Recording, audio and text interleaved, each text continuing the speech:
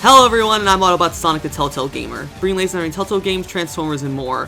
For today's review, we're going to be looking at Transformers Cyberverse Season 2, Episode 13, Escape from Earth. Now, after the really disappointing ending to the Starscream arc with the last episode, I Am the Allspark, Escape from Earth is actually a much-needed breath of fresh air. It's not exactly an amazing episode like most episodes have been this season so far, but I gotta say, it's definitely better than I Am the Allspark, and has a few twists that make this episode really, really interesting, but at the same time, there's also a lot of more Deus Ex Machinas and other stuff that just doesn't really amount to anything, and in my opinion, weighs down this episode. So we're gonna go ahead and see everything this episode did right and what it did wrong. Now, episode 13 starts off presumably immediately after the events of the last episode, I Am the Allspark. It starts with Windblade, Cheetor, Grimlock, and Bumblebee all rushing in Optimus on a stretcher after he was put into a coma after the end of episode 12, where he used the Matrix of Leadership to blast the Allspark out of Starscream's body in that ridiculous Deus Ex Machina from the last episode that I'm still not over, by the way. So after they're all getting him into the infirmary to have Ratchet take a look at him, Bumblebee is seen watching over Optimus's comatose body as he asks Ratchet what's wrong with him, but then Ratchet explains that nothing is actually wrong with him, that his spark is perfectly fine, but just something with the Matrix of Leadership, for some reason, is keeping Optimus in a comatose state. And if you're hoping that they elaborate more on what exactly it is that is keeping Optimus in a comatose state, well, good luck finding out, because they do not say it at all in this episode, and to be honest, I have no idea if they're going to explain this later on in the show, like in either next episode or later on this season, but just to me, the fact that, oh, he's in a coma because some reason in the Matrix of Leadership, that's not good enough for me. You gotta have an actual reason, Boulder Media, Allspark Productions, whoever's in charge of the writing for this, that just doesn't sit well with me, in my opinion. But anyway, once Ratchet promises Bumblebee that he's gonna take care of Optimus, he goes up to the bridge with Grimlock, Wheeljack, and all the other Autobots, basically, where Hot Rod, of all people, is explaining a plan to use the Allspark to head back to Cybertron and revive it, which, it just seems odd that Hot Rod, of all Autobots, is now in charge after Optimus is put in a coma. Now, I know this could be an allusion to, of course, the IDW comics in G1, where Hot Rod eventually ends up becoming Rodimus Prime. That could very be a nice little callback to that. But in the current Autobot hierarchy, where Hot Rod is just a scout like Bumblebee, wouldn't it make more sense to have someone like Grimlock or Wheeljack or Prowl be put in charge of the Autobots instead of Hot Rod? Not that I'm complaining, because I like Hot Rod's character, it just feels odd and a little that the Hot Rod of all characters is put in charge in this situation, and that just doesn't sit well with me, even though I like the character.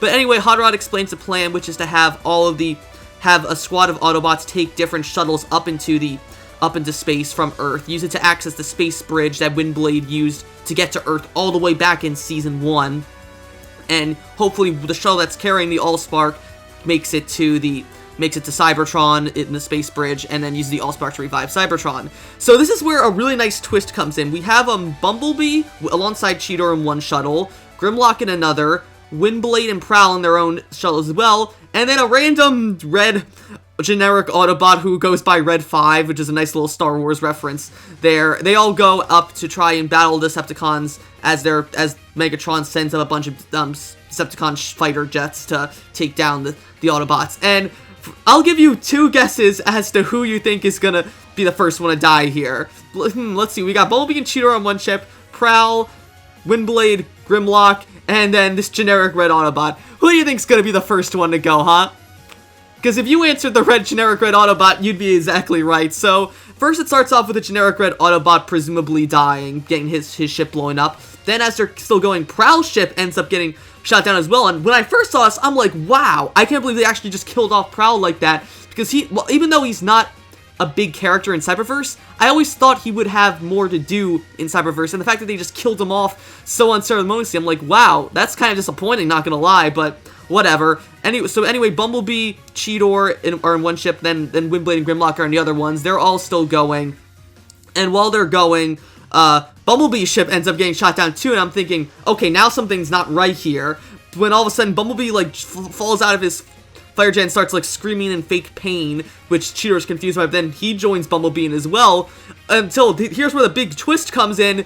None of the fighter jets are actually being manned by the Autobots. Instead, they're all still on the Ark on Earth, using an autopilot program to autopilot all the shuttles to trick Decepticons into thinking that they're taking the shuttles up to the space bridge. So eventually, all the shuttles do eventually end up getting destroyed, with Megatron believing that all the Autobots inside them are dead.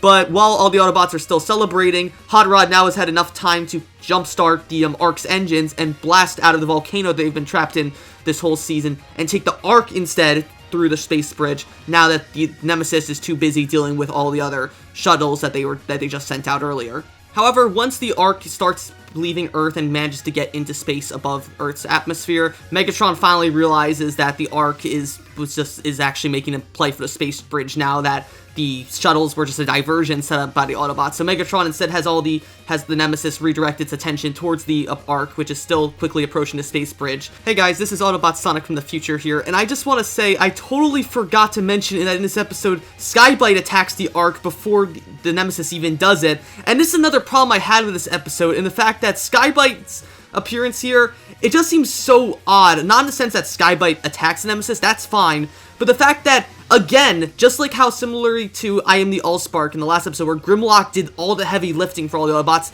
he takes care of Skybite here too. It seems like every problem that the Autobots have had, both this season, and I saw this all the way back at the end of Season 1, when he helped Bumblebee against Shadow Striker, every fight seems to be resolved with Grimlock saving the day. And I don't think, I mean, that's cool that Grimlock's such a strong character, but come on, you gotta give your other Autobots a chance to shine. Why not have Hot Rod or Jetfire, you know, his sworn nemesis? Why don't you have Jetfire take care of Skybite? Why does Grimlock gotta do it every single time? And I'm sorry, just a little rant there. I had to go off on Skybite just messing things up in my opinion, and Grimlock. But the Nemesis manages to get in front of the Ark first, bombarding it with tons of laser cannons and such, to the point where the Ark essentially becomes dead in the water, for a lack of better terms, where the whole ship pretty much goes offline and it's on the verge of being destroyed completely. And yet, here's something interesting that happens. So, I forgot to mention this back in the beginning of this review, but earlier on in this episode, after Bumblebee checks in on Ratchet and to see if how Optimus is doing, we also get to see what's happened to Starscream after the end of the last episode, where Bumblebee had brought Starscream back with the intention of having him face justice once they return to Cybertron. So we see Starscream, who wakes up in a prison cell being guarded by Prowl, Rack, and Ruin, and Starscream, still believing he has the Allspark, tries to use it to kill Prowl and Rack and Ruin, but when he realizes he's not, he just makes an idiot out of himself.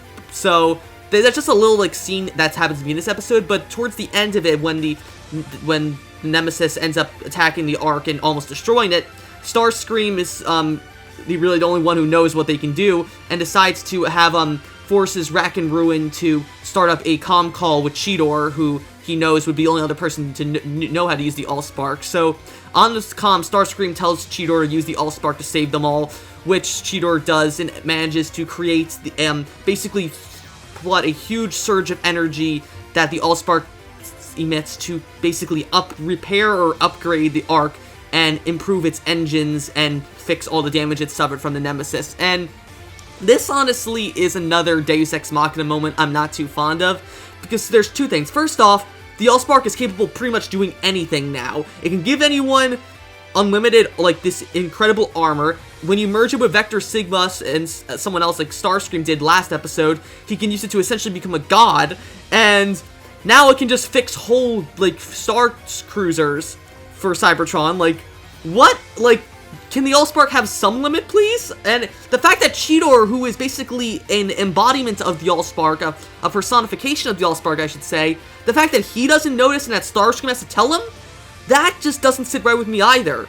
But anyway, once they're doing this, once the Ark is repaired, Hot Rod orders the Autobots to head towards a space bridge, and so once it starts up, however, we cut back to Megatron and Shockwave, who, with Megatron worried that they're gonna activate the space bridge and use it to get back to Cybertron, Shockwave says he has a plan, which is, after pushing a button on his wrist, the whole space bridge seems to explode right as the Ark is about to fly into it. So instead now they're not sure Hot Rod isn't sure what to do, but all of a sudden Optimus ends up coming onto the deck and saying that instead they're just gonna fly through hyperspace, take the long way to Cybertron instead, which they're all by. And if in case you're wondering how Optimus woke up from his coma, it's legit the stupidest thing I've ever seen. So, The very beginning of this episode, we started off with a nightmare sequence of Optimus falling through the halls of the Ark, eventually coming to who he believes to be Alpha Trion. It's like the back of Alpha Trion, and so when Optimus grabs his shoulder to flip Alpha Trion around, he flips him around,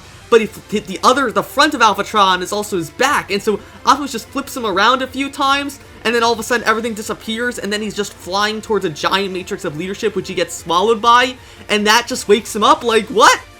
None of this makes sense. I don't, like, unless this is gonna be some sort of big payoff in a future episode, this just feels totally random, and I think you could have easily come up with a better dream or explanation for how Optimus wakes out of his coma. It just feels so random, doesn't serve any plot whatsoever, and just feels awkward in my opinion, but I'm not going to drag on it too much. Anyway, after that, Optimus orders the Autobots to begin taking the long way and just drive them flying the Ark out into space with the course of Cybertron. However, what they don't know is that the Decepticons didn't actually destroy the space bridge. So Megatron is angry at Shockwave, thinking that now that Shockwave's blown up the space bridge, they have to fly back to Cybertron as well. But Shockwave tells Megatron that essentially he didn't blow up the space bridge. He just used a projection or a hologram of the space bridge being blown up and then cloaked the real space bridge. So with the space bridge still active, Megatron orders the Nemesis to fly through it to arrive at Cybertron, so that when the Autobots get back to Cybertron, the Decepticons will already be there, ready to fight them and get the Allspark for them so they can revive Cybertron instead. And so, that was my review of Transformers Cyberverse Season 2, Episode 13, Escape from Earth. If I had to rate this episode, I would give it an 8 out of 10. The subversions with the Autobot plot, where you think they have all the shuttles that are heading out to have one of them take the Allspark to Cybertron, but then they all get blown up thinking that everyone's dead, and then the fake out that turns out they were just autopiloting the ships the whole time. That was a nice little fake out. And then especially the fake out where Shockwave didn't actually destroy the space bridge, but instead had a hologram of the space bridge being destroyed to hide the real space bridge. That was really cool too. So now we kind of have a new plot going forward with these last 5 episodes of Season 2, where the Decepticons are already on Cybertron waiting for the Autobots to arrive, so I assume the next 5 episodes are going to be basically just the Autobots going on different misadventures throughout, like, on their trip to Cybertron. We may, to me, I think it might be a bunch of filler stuff, but we may also get a lot of plot-centered stuff as well. Maybe some new characters will get introduced. We'll get some important developments on some characters. Maybe we'll see more stuff about maybe Starscream's going to join the Autobots at some point. It could be anything, really. But anyway, the only thing is, though, it just got dragged down by the nonsensical plot with Optimus in his coma, Hot Rod taking control of the Autobots for no reason when he's a scout, and yeah, that's pretty much it. The whole bit with Optimus, that just was totally pointless in my opinion, and we didn't need that. So that's gonna be it for this review. I'll be back soon with episode 14, Party Down. If you like this review, be sure to like, comment, and of course subscribe, and I will see you guys later. Take it away, Bumblebee. Bumblebee out. And I might know what our future, but then you still control the past. Only you know